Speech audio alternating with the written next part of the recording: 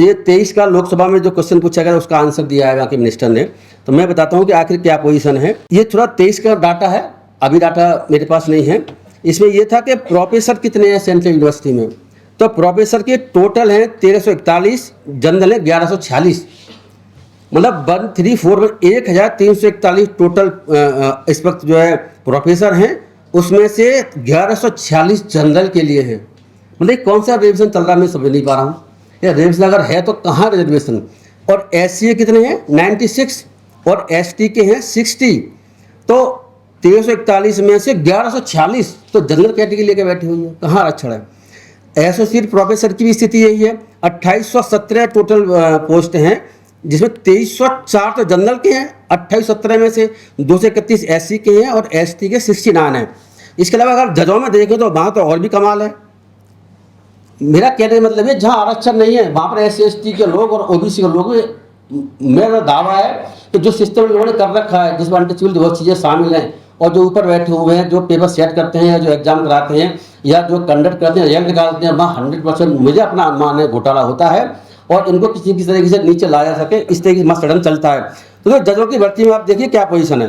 ये है latest data है जो कि इस वक्त के जो है क्या नाम इनका, ये है 13 मार्च 2026 को गवर्नमेंट ऑफ इंडिया ने, डिपार्टमेंट ऑफ जस्टिस ने ये लोकसभा में एक क्वेश्चन के आंसर में जवाब दिया है, जिसमें ये कहा गया है कि इस वक्त जो प्रेजेंट पोजीशन है ये है कि 2018 से अब तक, 2018 से अब 26 तक हाईकोर्ट जज अपॉइंट किए गए हैं 849 SC के कितने हैं इसमें, SC के 33, मतलब 849 जजों में से हाईकोर्ट को में से SC के 33 अपॉइंट किए गए 2018 से अब तक, और ST के अपॉइंट किए गए हैं सिर्फ 17। तो वहाँ आरक्षण की व्यवस्था है ही नहीं, संविधान में आरक्षण की व्यवस्था नहीं है, तो ये क्या चल रहा है। मतलब ये भी विचार का प्रश्न है कि ये चल क्या रहा है। और जहाँ आरक्षण की व्यवस्था है वहाँ NFS करके या मिनिमम मार्क्स करके और इन लोगों को जो मिलना चाहिए रिप्रेजेंटेशन वो भी नहीं मिल पा रहा है। देखो ये रिप्रेजेंटेशन का सवाल है, इसमें कोई एक बात और है, मैं इसके बाद अपनी बात खत्म करूंगा कि ये रिप्रेजेंटेशन का सवाल है, इसमें कोई ये आर्थिक आधार पर कोई गरीब अनुकूलन कार्यक्रम नहीं है, इसको भी समझने की आवश्यकता है। बेसिक डिफरेंस है कि बेसिक डिफरेंस ये है कि गरीबी के उन्मूलन के लिए तो आप क्या है कि उनको आर्थिक सहायता दे सकते हो, दी भी जाती है, मुझे लगता है कि सभी लोगों को दी जाती है irrespective of the caste religion. गरीब है तो सबको सहायता सरकार जब क्या करती है। तो लेकिन जब जाति के आधार पर, अनडिसेबिलिटी के आधार पर जब उनका भेदभाव होगा और वो लंबे समय से हो रहा है, अभी चल रहा है, तो ये जो रिप्रेजेंटेशन का सवाल है ये किसी तरीके आर्थिक आधार पर उन्मूलन का, गरीबी उन्मूलन का सवाल नहीं है। जिसको बात ये कही जा रही है, एक बात और कही जा रही है कि भाई कास्ट को खत्म किया जाए, तो खत्म करो, कौन मना कर रहा है। बाकी और बहुत सारे सेक्टर्स हैं। मुझे बताएं आप जो है कि आप देखिए मंदिरों में क्या पोजीशन है। मंदिरों में किसी एक पर्टिकुलर जाति के लोग ही क्यों पुजारी बनते हैं। अब चंद इक्का दुक्का कहीं की खबरें आ जाती हैं कि वहाँ सब अपॉइंट किया गया है, उनको अपॉइंट नहीं किया जाता। ये आज भी चल रहा है और रिजर्वेशन की व्यवस्था उस सेक्टर, उस फील्ड में नहीं इसलिए चल रहा है। अगर वहाँ रिजर्वेशन की व्यवस्था होती तो वहाँ पर एक ही जाति का, एक ही वर्ग का वहाँ पर नहीं आते, बाकी और भी बहुत सारे इस देश के लोग हैं उनको भी वहाँ बेनिफिट मिलता, लेकिन ऐसा नहीं मिल रहा है। तो देखिए मैं बस अपनी बात खत्म करता हूँ, ज़्यादा मैं अपनी कोई देना नहीं चाहता कि हम इस आरक्षण के समर्थन में हैं। आरक्षण बचाओ जो हमने शुरू किया है, और आरक्षण बचाओ आरक्षण बढ़ाओ भी। एक बात और कह दूँ कि रिजर्वेशन जब इनको उनकी जाति आबादी के हिसाब से वैसे भी नहीं मिलता है, और 50% आरक्षण जो अब तो 50 में से 10% आरक्षण EWS का आरक्षण है, और वो EWS का आरक्षण ही जाति के आधार पर आरक्षण है। ये जो आरक्षण है बैकवर्डनेस के आधार पर है, और EWS के आधार पर, वो इकोनॉमी के आधार पर, तो ये गलत नाम दे रखा है, वो जाति के आधार पर आरक्षण जो लिखा हुआ है इस बात को। इस देश में अभी अनटचेबिलिटी बहुत बड़े पैमाने में चल रही है। मैं इसका एग्जाम्पल देता हूँ कि पार्लियामेंट ही कह रहा है अनटचेबिलिटी चल रही है, और ज़्यादा नहीं, मैं मोदी जी की बातें बता रहा हूँ कि आपको पता है कि SC एक्ट बना हुआ, हाँ इसमें SC एक्ट को खत्म करने की बात भी चल रही है। रिजर्वेशन और SC एक्ट खात्मा, ये दो चीज़ों को लेकर ये आंदोलन करेंगे। अभी तो सोशल मीडिया पर आगे क्या हुआ देखें, हम भी तैयार है, हम भी देखेंगे। मेरी बताने की कोशिश ये भी थी कि अगर हम SC एक्ट को देखें तो SC एक्ट में कई बार संशोधन किए गए हैं। घोड़े पर चढ़ने से रोकना, SC ST के लोगों को, बारात को कहीं से घुमाने से मना करना, वोट डालने से मना करना, मूछ रखने से मना, ये पहले SC एक्ट में अपराध नहीं थे। ये अपराध कब बने हैं? ये अपराध बने हैं 14 में मनमोहन सिंह की सरकार थी, 13 में तब उन्होंने ऑर्डिनेंस लाके इसको अमेंडमेंट एससी एक्ट में किए गए। उसके बाद में मोदी जी ने भी 15 में अमेंडमेंट एक्ट करके जनवरी 2016 से मूछ रखने पर मारना, इस तरीके से जो है घोड़े पर चढ़ने से रोकना, इस तरीके का 40-45 अलग तरह के ऑफेंसेस थे, वो भी इसमें इंक्लूड किए गए हैं। और पार्लियामेंट ने जो कानून का अमेंडमेंट का उद्देश्य उसमें साफ लिखा हुआ है, ये आप पढ़ रहे हैं कि कोई भी लॉ बनता है, कोई भी है तो उसका ऑब्जेक्ट और रीजन होता है कि आखिर क्या उद्देश्य है इस कानून को लाने का या कानून में संशोधन करने का, और क्या रीजन है। ये पार्लियामेंट में जब बिल पेश होता है तब ये बात उसमें अलग से लिखी रहती है, उसी में ये बात लिखी हुई है, आप लोग देख लें पढ़ लें, वो लिखी हुई है कि हमारा उद्देश्य ये है कि जो अब तक का SC एक्ट है वो अभी तक प्रभावी नहीं माना गया है। ऐसे बहुत से ऑफेंसेस हैं जिसके लिए बहुत से एक्ट हैं जिनमें ऑफेंस नहीं था, तो अपराध बनाने के लिए जरूरी है कि SC एक्ट में अमेंडमेंट लाएं। मतलब कहने का ये है कि पार्लियामेंट ने भी 2016 में बहुमत से इस बिल को पास किया, और उस बिल में ये था कि अभी भी अनटचेबिलिटी चल रही है और नए नए तरीके के रूप में आ रही है। संविधान का आर्टिकल 70 को देखें तो अनटचेबिलिटी को किसी भी फॉर्म में उसको मना करता, अपराध बनाता है। तो इसीलिए ये एक्ट लेके आ रहे हैं जिसमें कि लोग मना कर रहे हैं SC एक्ट को खत्म करिए। ये खत्म नहीं होगा, चाहे कुछ ही हो जाए, जब तक अनटचेबिलिटी चलती रहेगी ये एक्ट चालू रहेगा। चाहे ये लोग 50 लाख नहीं, ये चाहे 50 करोड़ इकट्ठे हो जाए तब ये खत्म नहीं हो सकता। ना आज से खत्म होगा जब तक अनटचेबिलिटी और छुआछूत देश में चलती रहेगी, सामाजिक भेदभाव चलता रहेगा, तब तक ये कुछ भी खत्म नहीं हो सकता, चलता रहेगा। मैं हाँ एक बात तो मेरी इंपॉर्टेंट बताने की है जो मैं बीच में मिस कर गया। जैसा ही बताया कि SC और ST को एज ए होल पूरी जाति को बैकवर्ड समझा गया, ये सुप्रीम कोर्ट भी कह रहा है, पार्लियामेंट भी कह रही है और संविधान सभा की डिबेट भी कह रही है। अब आप ये समझे कि बैकवर्ड कास्ट का वर्ड इस्तेमाल नहीं है, तो बैकवर्ड क्लास में SC ST के आ सकते हैं, तो बैकवर्ड कास्ट के भी आ सकते हैं और अन्य भी आ सकते हैं। अभी विवाद चल रहा है, बीजेपी सरकार चल रही है, तो कर्नाटक में कुछ राज्यों में आपको पता होगा मुसलमानों को आरक्षण दिया गया था, उस आरक्षण को वहाँ के हाईकोर्ट रद्द कर दिया, सुप्रीम कोर्ट में मामला पेंडिंग है।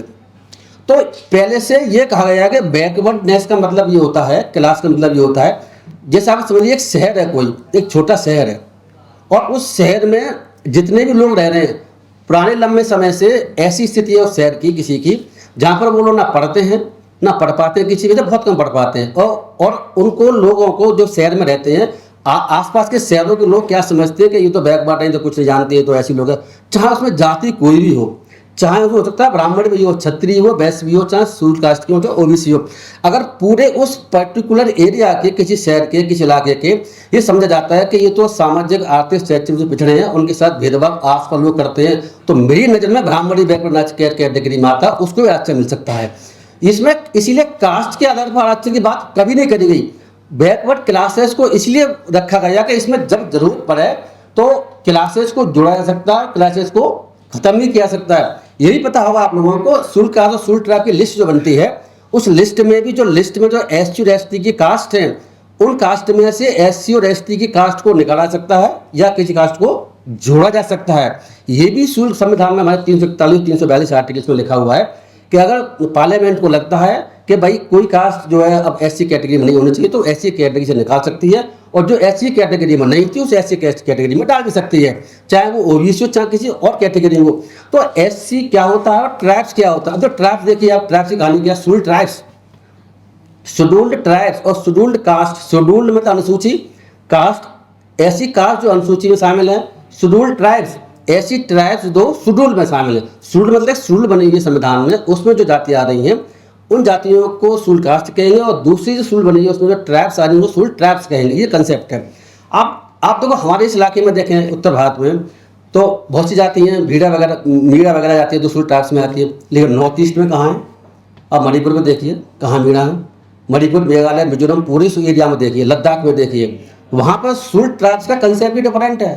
शेड्यूल ट्राइब्स में कौन सी जाति है आप वो भी देख लीजिए किस में आते हैं। तो शेड्यूल ट्राइब और शेड्यूल कास्ट का जो कंसेप्ट है वो भी इतना आसान नहीं है, बहुत ही कॉम्प्लिकेटेड वो है ये परिभाषा इसकी। तो अब हम लोग आज के समय के लोग जितने भी हैं वो संविधान निर्माताओं के उद्देश्य को, उनके विजन को क्यों लाया गया समझते नहीं, और पता नहीं सोशल मीडिया के माध्यम से और के माध्यम से और दुनिया भर कंपेन लगा चलते हैं कि आर्थिक आधार पर आरक्षण होना चाहिए, जाति के आधार पर नहीं होना चाहिए। जाति का आधार आरक्षण है ही नहीं।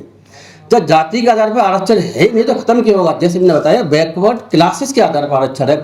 हम बात कर रहे हैं नौकरियों में और जो एजुकेशन इंस्टीट्यूशन है उसमें एडमिशन की बात कर रहे हैं। जब वो है ही नहीं तो खत्म क्या होगा। जब खत्म नहीं हो सकता तो आपका ये आर्गूमेंट ही बेकार है, आपकी डिबेट ही बेकार है। आपको संविधान का पता नहीं, आपने देखा नहीं संविधान में क्या लिखा हो, आपने जाति के आधार पर अच्छी बात करना शुरू कर दिया। और दूसरा 10 साल के लिए था, वो कंसेप्ट ही बिल्कुल नहीं है। ये संविधान में प्रोविजन कोई 2-4 साल के लिए बनाया जाता है, कुछ प्रोविजन होते हैं 10 साल के, 2 साल के लिए होते हैं, बाकी प्रोविजन हमेशा के लिए होते हैं। संविधान में ब्रॉड सेंस में होता है, जिसमें आगे जब भी देश की परिस्थितियाँ चेंज होंगी, बदलाव आएगा, तो उसमें संशोधन करके या उसी परिभाषा में दूसरे लोगों को शामिल किया जा सके, इस उद्देश्य के लिए संविधान बनता। संविधान में कानून में यही फर्क है। कानून तो बनते रहते हैं, संविधान का कंसेप्ट है ही डिफरेंट। अमेरिका का संविधान कितने साल से चला आ रहा है। अभी आप देखिए, मुझे तो उम्मीद है अब ये लोग ये भी कहेंगे संविधान हटाओ आंदोलन शुरू करेंगे। ये संविधान से भी आपत्ति है, ये पक्की बात है, चल रहा लंबे समय से। और भारतीय जनता पार्टी और बीजेपी की सरकार, तो आपको पता ही होगा कि 400 सीटें आ जाएंगी, तो ऐसी चर्चा थी कि संविधान बदल देंगे। वो तो 400 क्या, पहले जो सीटें हैं तो उससे भी कम चले गए। तो इस बार तो मुझे लग रहा है कि शायद हो सकता है कि बिल्कुल ही नीचे चले जाए, जैसा आजकल का माहौल चल रहा है देश में। तो भारतीय जनता पार्टी की सीटें मुझे लगता है कि इतनी आएगी। पॉलिटिकल बात में करना उचित समझता है, लेकिन जो समस्या है वो बताने की जरूरत भी है। रियलिटी के आजकल तो मोदी जी वैसे डाउन चल रहे हैं जब से सीजेपी का आंदोलन शुरू हुआ है। तो देखिए, ऐसा है, हमारा उद्देश्य इतना है कि ये जो आरक्षण की व्यवस्था है, ये व्यवस्था इसीलिए है कि देश में किस तरीके का जो भेदभाव पहले हुआ करता लंबे समय चल रहा है, उस भेदभाव को खत्म किया जाए। और ये जो वर्ग हैं जो लंबे समय से नौकरियों में नहीं आ पाए या और क्षेत्रों में नहीं आ पाए, उनको किस तरीके से आगे ला करके समाज की मुख्य धारा में लाया जा सके। बेसिक पर्पस ये था, जो पर्पस अभी तक तो वह खत्म नहीं हुआ है, पूर्ण नहीं हुआ है।